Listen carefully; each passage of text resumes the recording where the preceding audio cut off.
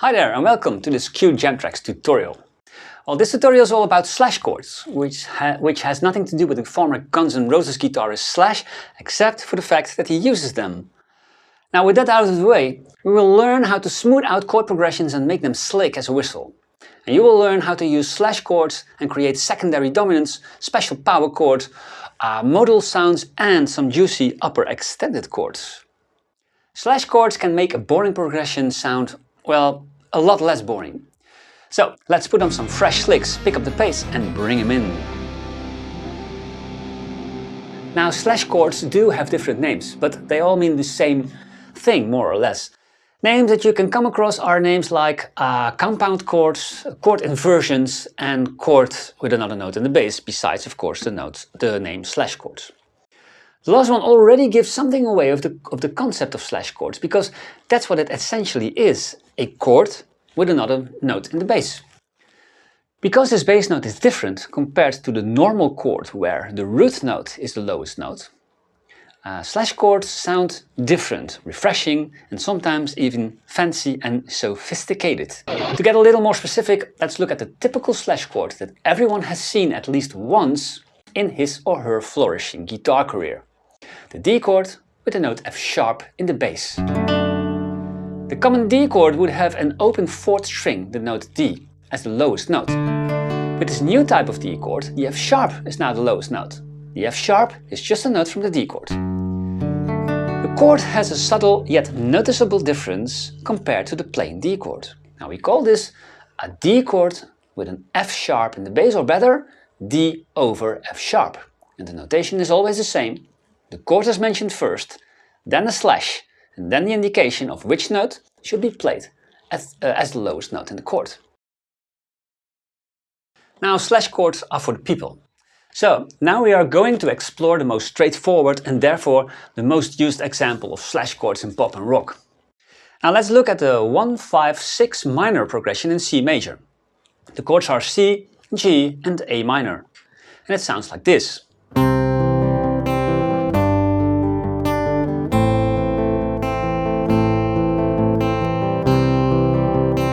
Now the bass line that supports the harmony are the notes C, G and A. And that sounds like this.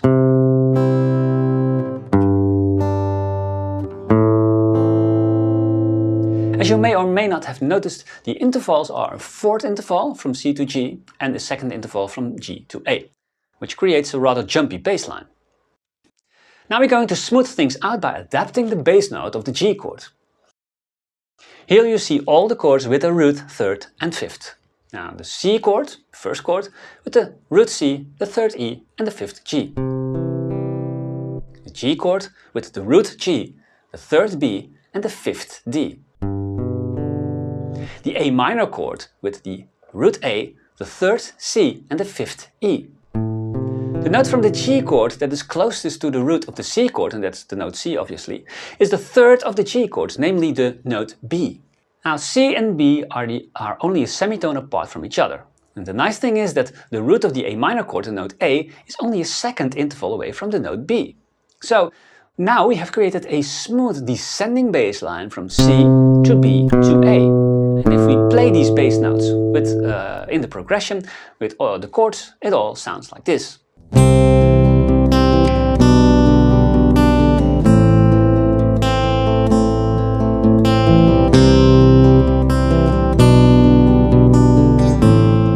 We can say that we have created an alternative voicing for the G chord, and this technique is widely used by any pop and rock musician all over the world, but also in classical music this is a very pretty popular way of creating smooth sounding chord progressions. In fact, when I was studying at the conservatory here in the Netherlands, I weekly practiced this subject of classical harmony. Now another example that is probably used by every beginner songwriter is the same 1-5-6 minor progression, but now in the key of G major. The chords are G major, D major and E minor. And if we look at this progression and the bass line, we see again a rather jumpy lower voice, G, D and E.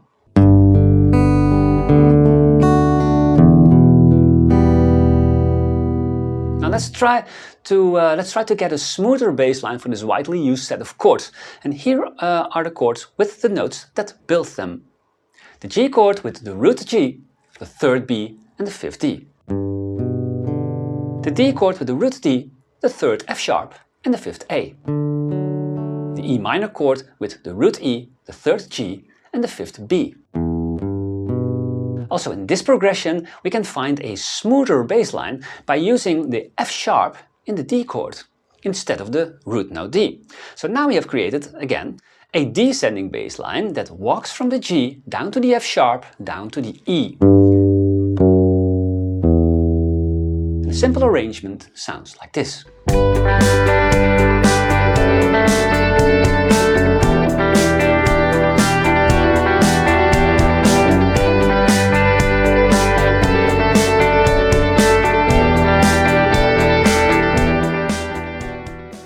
Now, before we dive into the slash chords mayhem, I quickly want to tell you about chord inversions, because most slash chords are exactly that.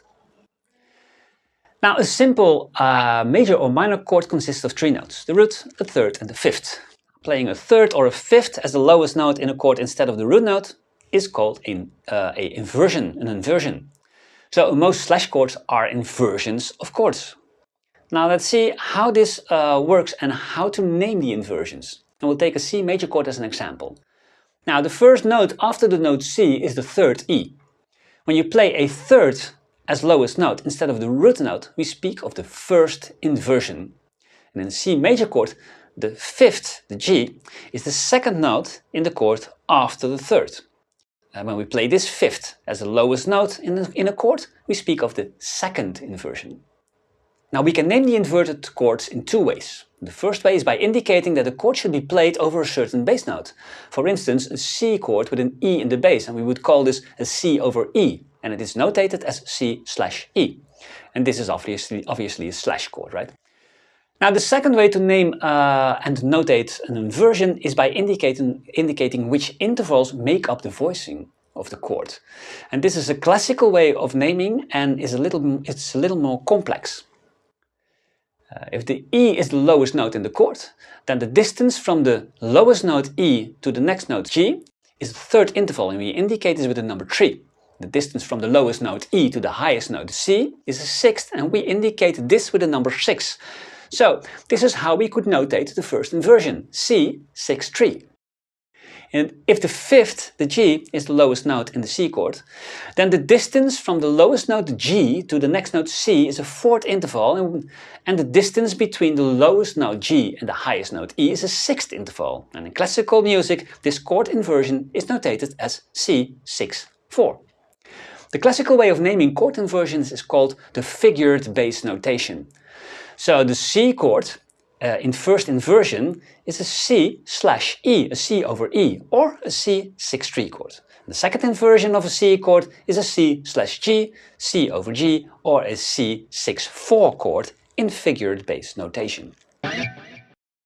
Now let's take this to the next level. Until now we changed just one chord in the simple progression to create slash chords in order to make a progression sound smoother. Now we're going to see how to apply this technique over a longer and more complex progression. The first one is to warm up a bit. A fairly simple progression for a song about what happens when a man starts to love a woman and the shit hits the fan. The progression is a 1-5-6 minor 1-4-5-1 in C major. And this results in the chord progression C, G, A minor, C, F, G, C and the G.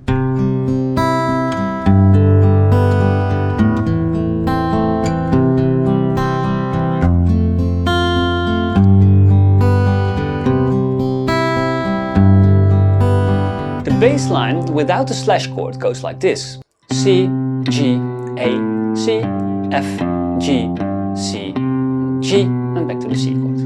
Jumpy! So the composer made use of the slash chords in an efficient way. So there's a descending bass line emerging from these chords. By playing a G over B, the first inversion of a G chord, and C over G, the second inversion of a C chord, we now have a descending bass line from the note C to the note F.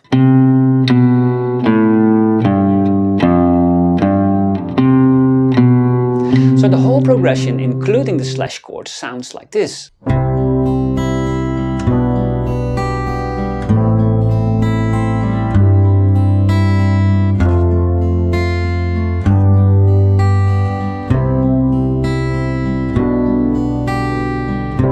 Second example is a more complex classical progression, resulting in this sequence of chords: C, G, A minor, E minor, F, C, D7, G7 and C.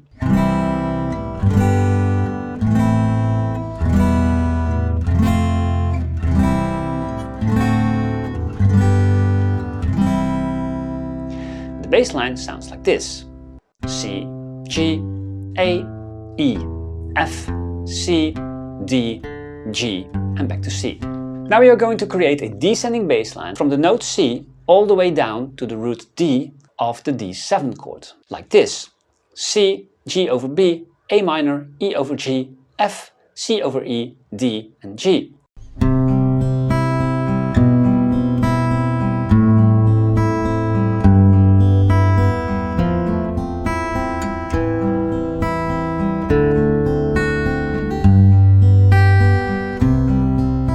Now another example is a famous one. Can't mention the name due to copyright claims, but you recognize it anyway, I guess. The chord progression looks like this: A minor major 7, arbitrary, but let's say it is, C, D, F major 7, G and A minor. And the bass line in this progression looks like this.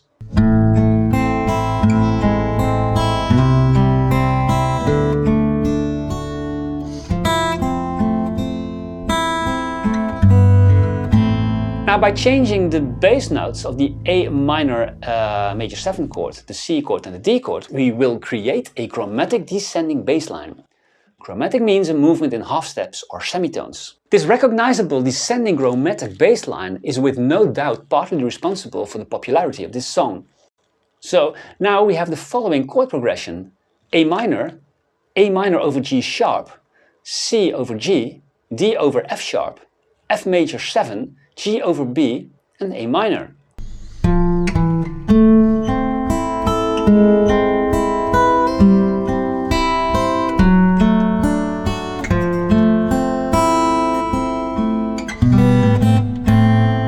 The following example is all about creating a descending chromatic line in the key of A major that comes from a beautiful song about making you feel her love. A over G, A, E over G sharp, G, D over F sharp, D minor over F, A, B7, E7 sus4 and A.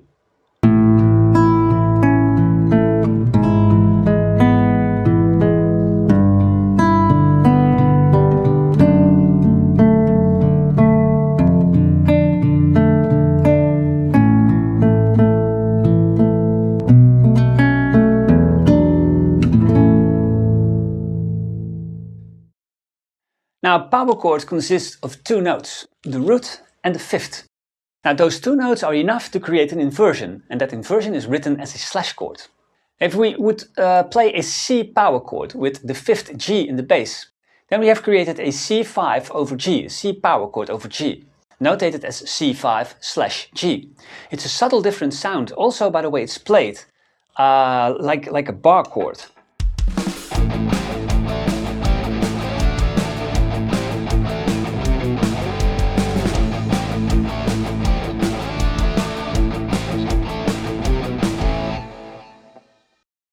Now, the most famous song is a song of which the name can't be mentioned and is forbidden in guitar stores.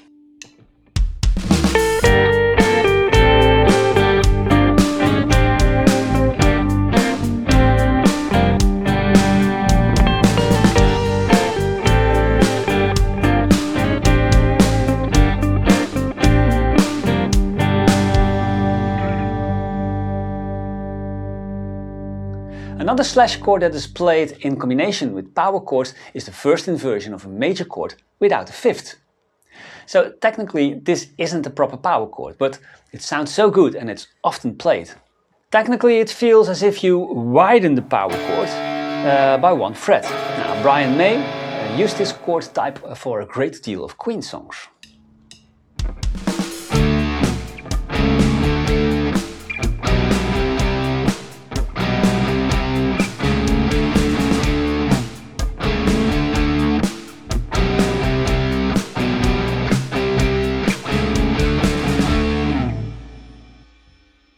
Now, I don't want to make this a secondary dominant tutorial, but since slash chords are perfect to incorporate secondary dominants in your progression, I will tell you quickly what the basics are.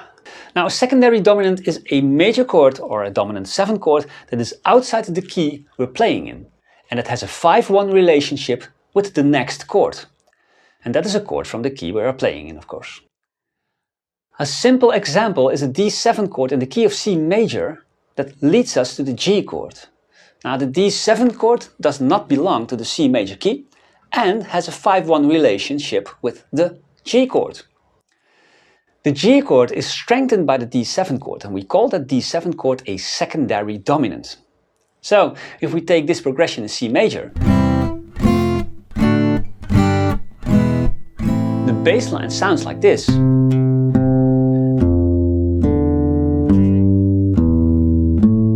Now, the D chord in this progression is a secondary dominant for the G chord, because the D isn't part of the C major key, and it is the dominant 5th degree in the key of G major. The E chord is a secondary dominant for the A minor chord. The E chord doesn't belong to the C major chord, and instead it's the dominant 5th degree in the key of A harmonic minor. Now we'll change both secondary dominants to the first inversion, making it a slash chord, and by this we have created an ascending chromatic bass line, like this. C, C over E, F, D over F sharp, G, E over G sharp, A minor, and G over B, and back to C. And this progression with the slash chords sounds like this.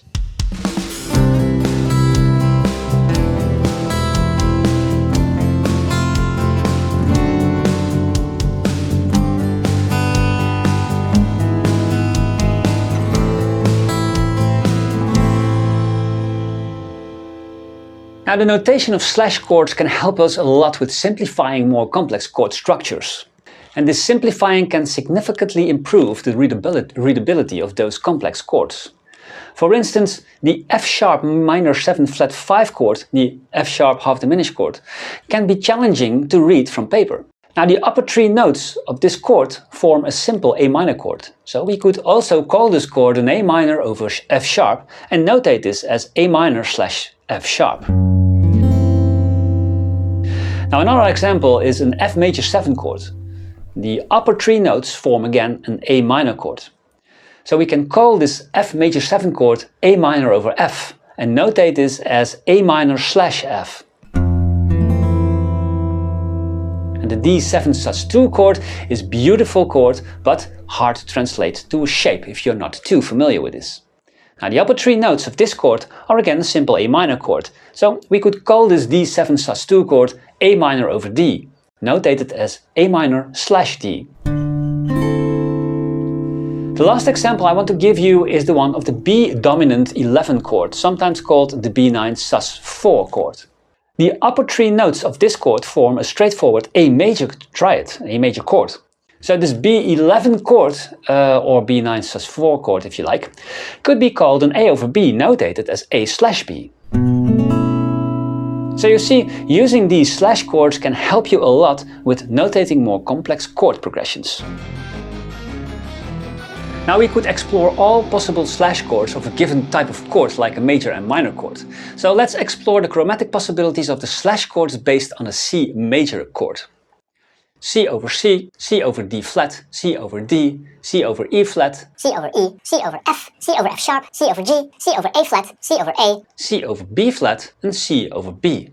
Now these slash chords are simplified notations of the underlying and complex extended chord that makes more sense in the way of harmony and the use of scales. So a C over D flat results in a D flat diminished major 7 chord.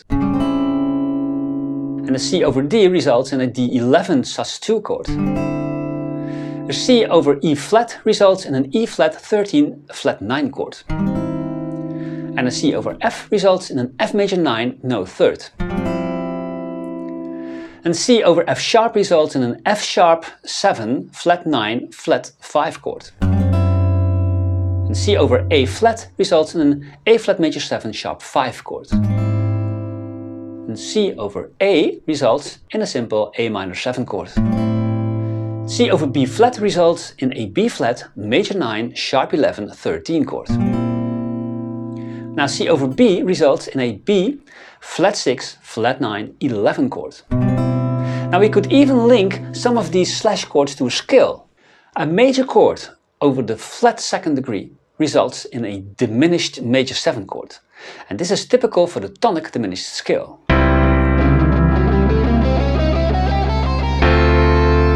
A major chord over the second degree results in a 11th chord. And that can be the tonic of a mixed Lydian mode.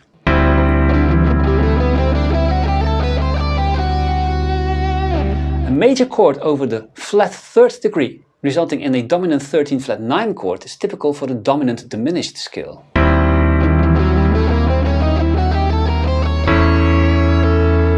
A major chord over the 4th degree, resulting in a major 9 chord with no 3rd, could be the tonic of a major key or the Lydian mode.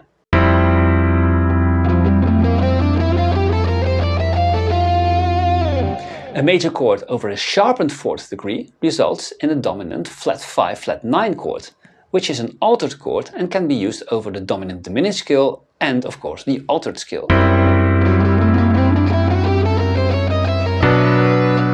A major chord over a flattened 6th degree resulting in a major 7 sharp 5 chord is very suitable for the Lydian augmented scale. A major chord over a major 6th degree resulting in a minor 7 chord is typical for the minor scale and the Dorian mode. An A major chord over the flattened 7th degree results in a major 9 sharp 11 chord, and this is typical for my favorite, the Lydian mode.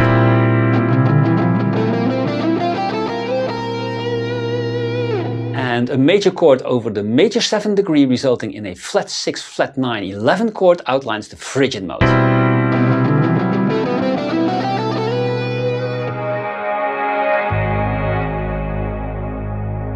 So there's a lot that can be said about slash chords as you've seen in this tutorial. The level on which you can project this harmonic concept spreads from the beginner singer-songwriter level to advanced modal playing.